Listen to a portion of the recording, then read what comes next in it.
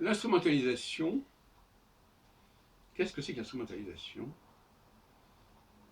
Et qu'est-ce que c'est que le refus d'instrumentalisation? Le déni. Tout ça est relié. On va essayer d'y voir un peu plus clair.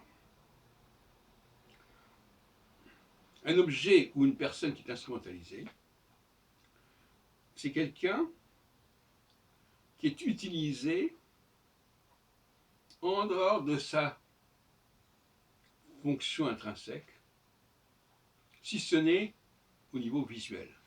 Parce que faut au moins que l'objet soit visible. Encore qu'on puisse en discuter, même là-dessus. Quand alors, le niveau visuel, ça veut dire simplement qu'on peut voir. Un objet doit être visible. Même si on peut dire que des objets virtuels puissent être instrumentalisés en tant que signifiant, en tant que concept, en tant que mot.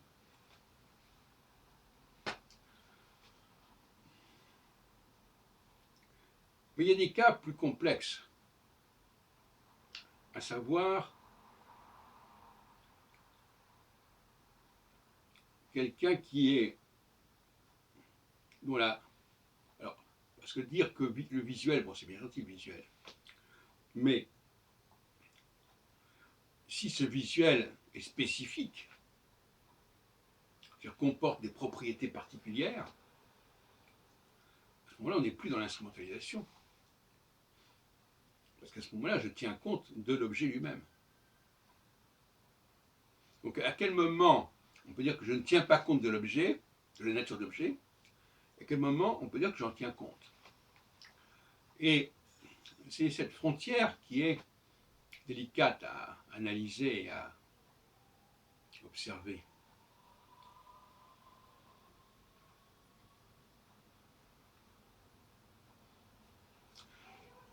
Il y a notamment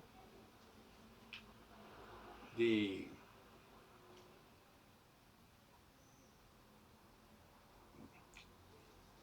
êtres dont le physique détermine la place sociale. Et donc là, on a un rapport de nature à culture.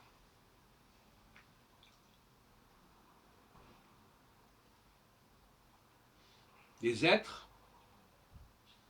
qui, par leur nature, sont voués à certaines activités, à un certain rôle, par leur nature même. Et dans ce cas-là, il ne faut pas dire qu'ils ont été instrumentalisés.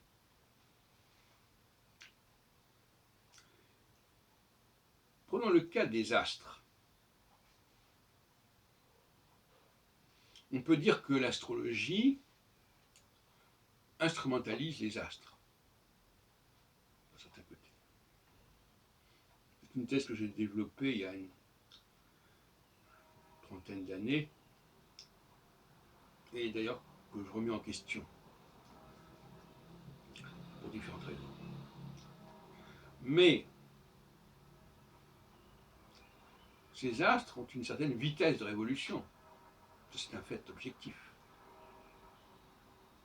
Et cette vitesse de révolution peut déterminer la fonction qu'on va leur octroyer.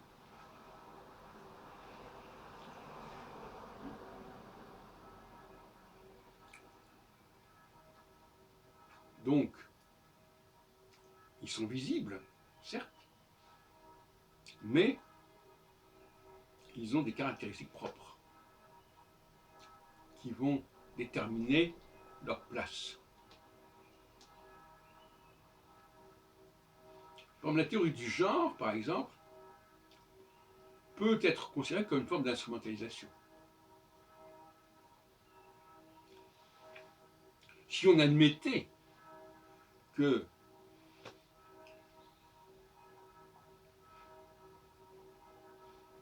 les rôles qu'on a attribue aux jeunes filles n'ont rien à voir avec ce qu'elles sont en réalité.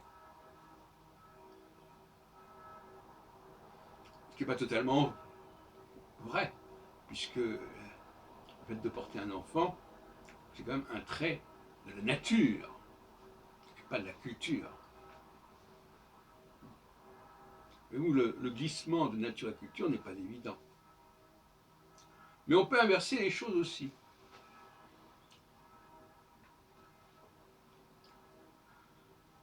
C'est-à-dire qu'on peut partir d'un projet. Par exemple, un architecte, il a un projet, il a un plan. Et il va créer de la nature en quelque sorte. Il va créer, il va transformer le réel quelque part. De façon indélébile peut-être, irréductible et irréversible.